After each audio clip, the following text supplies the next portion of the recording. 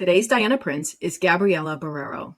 She helped many entrepreneurs turn their businesses into thriving vessels. No Plan B is Gabby's first solo business venture. She also built the Vault Music Studio with her husband in 2017. Gabby is also the founder of the Next Generation Network, where she connects entrepreneurs via bi-weekly networking calls.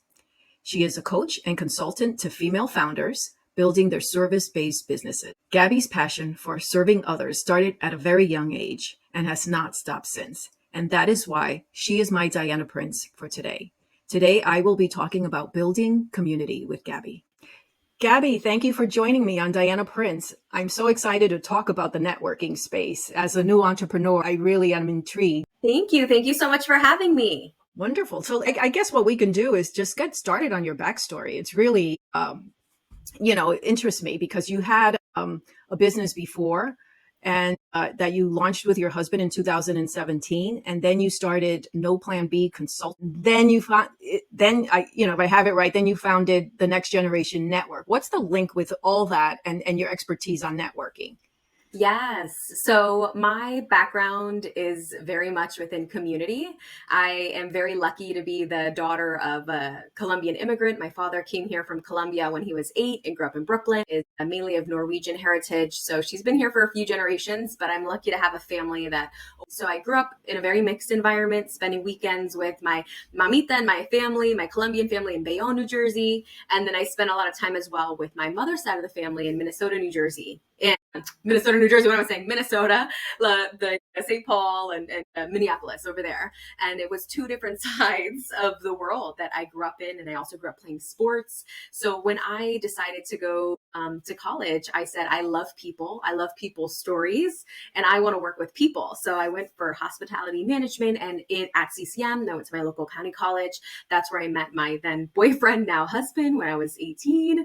And we kind of just hit it off. He just so happened to have a recording studio in his parents' house in his room. He had converted it to a recording studio. And me first going for hospitality management, but then it was too easy. I wanted more of a challenge. So I moved more into economics and accounting. That's what I then got my bachelor's and master's in from Bloomfield College in Bloomfield, New Jersey.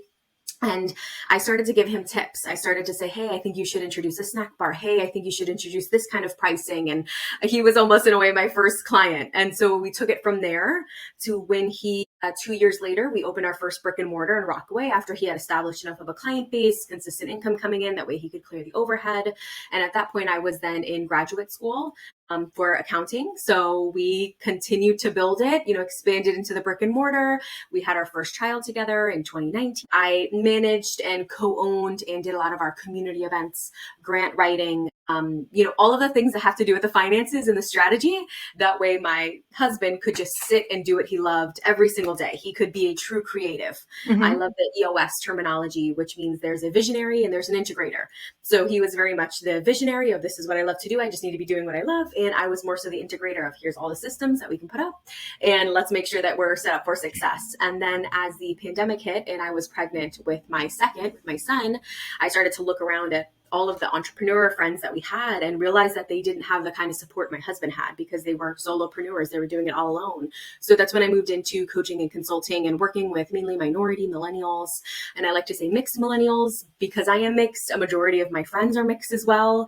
And we all come from different backgrounds and it's not really that easy to fit in just one space. So that's also why I like to build community because I believe that we need an accurate representation of the actual demographic of certain areas. And I wasn't finding that. So of course, if you can't find it, you create it. So I first started off events doing solely personal development events when I was 18 and 19. And then I moved into hosting my own masterminds. And this was before I started my own business. But just because I love bringing people together to work on ourselves, to work on self-improvement, to work on personal development.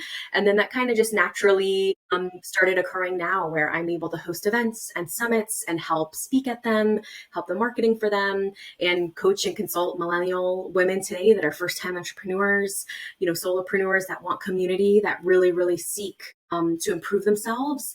And that's where I find myself now in 2020. Yeah, that's quite a link. When I introduced you, I know that one of the things that I said is that this has been in your blood since day one. So yes. Therein lies the link. Thank you for that background. So community building, is one of those daunting things that, like, I know personally when I wanted to launch my business, the fact that I had to go out and network, the fact that I had to go out and build my own community, and it's, and finding the right path to do it was one of the things that, that I hesitated on. And that actually scared me, to the Mhm. point of okay, I don't want to cross this line because that's a space I'm not comfortable in. I actually have a corporate background, so I had community, within the corporate thing, but it's very different when you walk out and it's just you have this huge space and you have to go find your community. So I love that you're on with me because I still have so many questions. Just watching, I'm 5 years into it, so I'm going to ask you this questions. I'm going to take like a macro view communities just based on what I've seen. So if we have, I've been a member of several communities, and in every community, there's a common thread. And I'm going to put it out there like it's like a classroom. You've got those that sit on the front and are continually engaging, and then you got the rest of us which was me, that kind of sit in the background. Well, tell me, where are those, when you're looking at a community, a networking community, any networking community, the ones that are most vocal, but where are the others? Who are the others? Yes, I think this is something that's very interesting to me as well because I love psychology. So I love the psychology behind community and how people come together and connection, because I think that's a key point that some people miss in community is how much we rely on connection. And if it's not in-person connection, you need to be able to feel connected to the individual in some way, shape, and form. I think I'm lucky to have different perspectives because I Mm-hmm. grew up playing soccer my entire life. So I am so used to community and connection and the common threads that come with it. And so when I go into community or when I host community myself, I aim to get to know every single one of my members. I get to know every single thing about them. I spend time DMing them or voice messaging them. We go to events together. I live in New Jersey, but I go to events in Vegas and California and Massachusetts and Connecticut. I live, breathe community and Mm-hmm. connection. And so I go out of my way to ensure that anyone that's going to come and be a part of my community, I am getting to know you. I'm getting to know your goals. So that way I can strategically connect you with others within my community or that I just know if we network. I'm also getting to know different nuances about you because sometimes you connect with someone not even based off what you do for a living, but based on your upbringing, commonalities in food choices or book choices. And like you're saying, there's so many common threads. But I think a lot of times within community, it's just looked as something that can bring an income. Mm-hmm. So people are now launching these amazing memberships and communities that are largely for financial gain and not entirely for the gain or the overall well-being of the community, which is what I truly believe in. I think it's community and its impact over income. But I do understand that not a lot of people have that same don't agree with that. So a lot of people in my community believe the same thing. They So believe impact I guess over what you're income. But yeah, go ahead. I'm sorry to interject. So basically, I think what you're saying is that in your community, you've seen the same pattern, right? And then in your community, you're saying that you take that first step and you just make sure that you're the one that is Multiple. engaging, even with the folks that are not active, to make sure Yes. that, yeah, Because it that's normally no. comes from where they are mentally. Mm-hmm. So a lot of times those members that might not be as engaged might just have a heavier workload with the kids or might be going through a separation or a divorce. They might be going Yeah. through things that are so deeply personal that there's almost no way for it to not bleed into the other areas of their life, especially as an entrepreneur. It can be hard to differentiate of like, how am I going to show up? I am my entire business. So when I show up to this networking call, are they going to be okay if I cry because my kid just screamed at me this morning? Where instead I like to create safe spaces and I like to make sure my members know that I'm transparent and I'm very open and I Mm-hmm. want you to be able to do the same thing. We're not asking you to come in all blitzed and glam. That's amazing if you like to, but if there are days where you just feel like I know I need connection and I know that I don't look my best right now, please still come and join us, even if it's for 30 minutes, even for 15 minutes. So I think that even though my community is semi on the smaller side, I have about 60 members, 60 to 70 members. I know every single one of my members. Wow. I can tell you what they do. I can tell you almost like kids' names, kids' ages, but that's just the way that my brain has worked due to, my upbringing and due to the way that I was raised. I was raised to, take care of people. love people, respect people, and honor them because they've probably gone through a lot. And the least you could do is get to know their name, what they love, what lights them up, and what they're working towards. I think Mhm. that's almost like the least that I could do as a community leader and a host. But I'm not sure if quite everyone has that idea. Some community leaders believe that if you're here in my community, you have to work for it. Mhm. You have to earn time on my calendar, or you have to earn my referrals. I don't have that same I don't have that same point of view. I like that. And I think what you do is very important because I could tell you just from my experience going into these communities, especially when you're just starting out, I was a wallflower. I was the one that sat in the background, and I could see where your engagement would have mattered to me in Mhm, terms of, mhm, just getting me out there and getting me to post. So let's talk about that a little bit. Like, for that, a person that's just starting out in a net, finding their comfort zone, finding their people, and joining so many communities. What would you say that is the most important thing that they can do? Let's say they're in a community that's not, necessarily doing the one-on-one that you do. What mhm. is the most important thing that they would need to know, on how to, engage and get themselves out there, be a little bit more visible so that people at least know that that they are running a business and I think you get my point. It's just basically what should they post? What should they, where should they go? Where should, how should they get started? Yes, I have almost like a whole diagram in my head because often the people that I network with are those people. They're Mhm. new entrepreneurs that are kind of passed to me like, hey, Gab, I met this lady at a networking event and she wants, she needs more access. She wants to know more about community. So some of the theories or some of the suggestions that I would give is understanding the investment that you want to make, not only the financial investment, but the time investment. There are communities that are free, and then there are communities that are 100 to 200 to $300 a month. Mhm. And you understanding what is the goal of you networking. Are you networking to just talk more? Are you networking to meet new clients? Are you networking to meet collaborators? And sometimes people are like, no, I'm just here to be here. Okay, well, then we have to lower our expectations if we're just here to be here, because that's the reaction, that's the response that we're going to get. So I always like to ask, what are your goals? Either it's goals in your business or maybe personal goals. Are you just trying to collaborate more? Maybe you're trying to get a speaking engagement or get on more podcasts. Help me understand that. That way I can also know who we can connect you with to those direct communities, but also the investment level. It's understanding that maybe podcasting for you might be free guesting, but if you want access to all of these, hoity-toity podcasts, we need to be ready to invest either in some PR or some strategy, some branding photos. And then my other one is understanding your mission and your values. I think a lot of individuals join communities, they sign up for the year or for half a year, not realizing that the individuals in those communities do not match their values, their morals, Oh, their let's ethic guidelines. talk about, let's just go there because that's actually very important to put out front and center. Because when you're starting out in business, a lot of the times, I know for me, the suggestions were the what do you chambers, Chamber of Commerce. Chamber of Commerce, the chambers. There were other suggestions, and Yes. what the thing that took me a long time to realize is how not invested they are in your personal growth. The networking is there, but they're not invested in your personal growth. They don't even know where you're at in your business. It was, just from my personal thing, it was a wasted couple of years, with the networking space, not realizing that networks like yours existed where you engage with other business owners and everybody knows where you're at, what you're looking for. So, I want to put that definitely out there for anyone who's listening in. That's, Yes. there are better networks that are more, that will help you grow versus, your chamber of commerce. And it took me a while to realize this isn't my space. Yes. This isn't my Yes. space.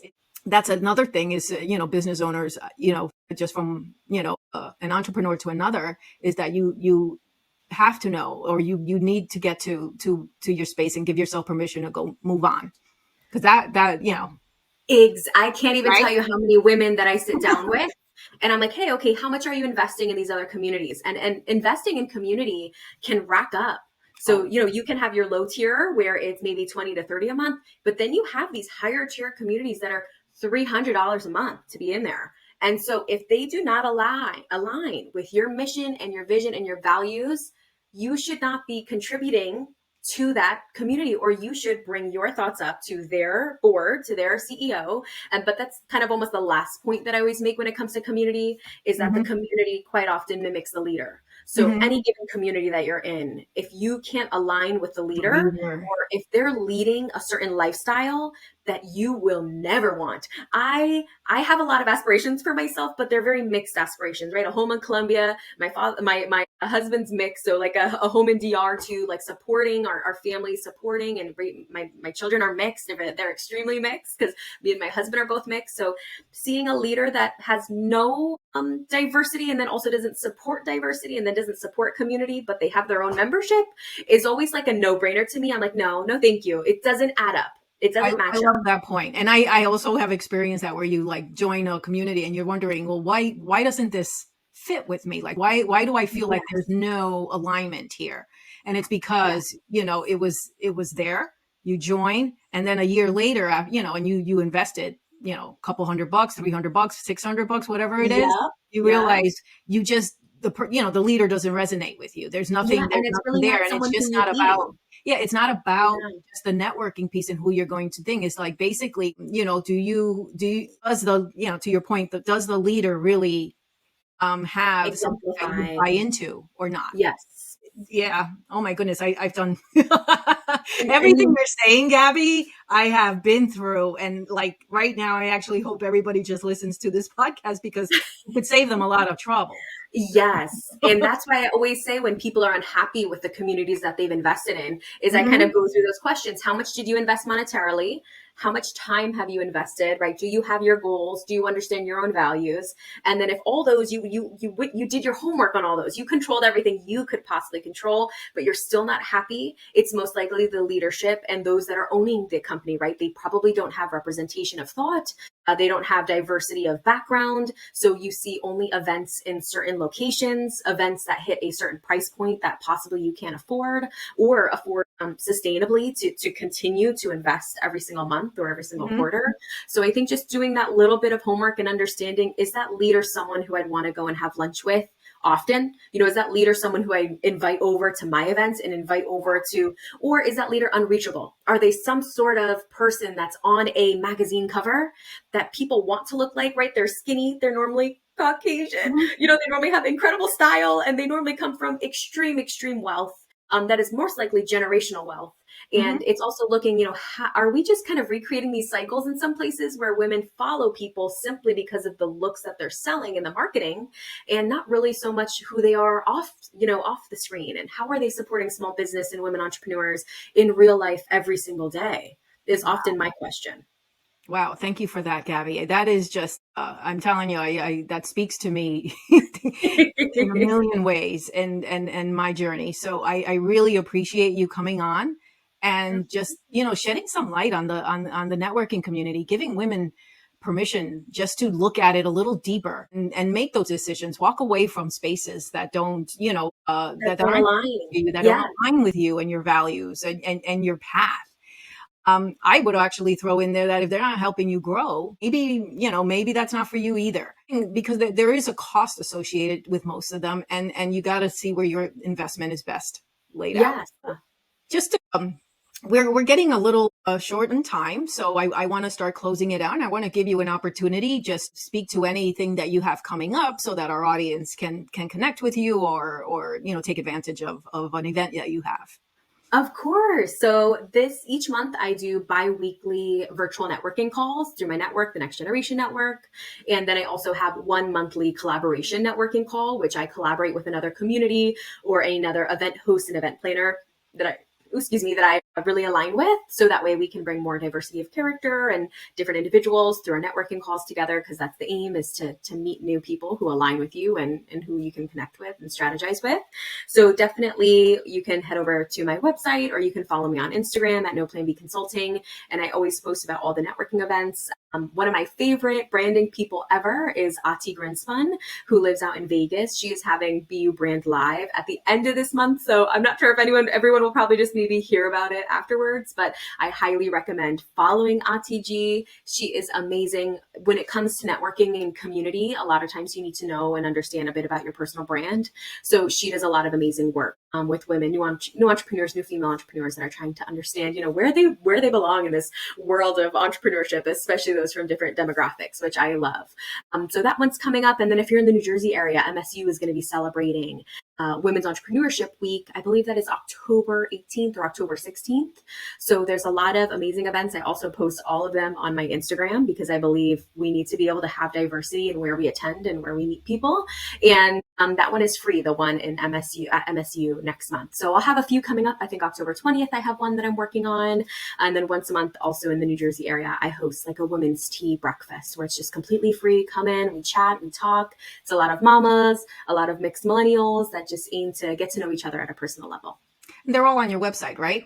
All these Yes. events? Yeah, great. Because I am going to post your website up on the description. So if you want to learn more about Gabby and know Plan B and her network, I highly recommend you look her up because it's, for entrepreneurs, it's a big world out there. And I think that we can save you a lot of headache, in terms Yes. of finding the right people. So just look Gabby up and I'll have her link in the description.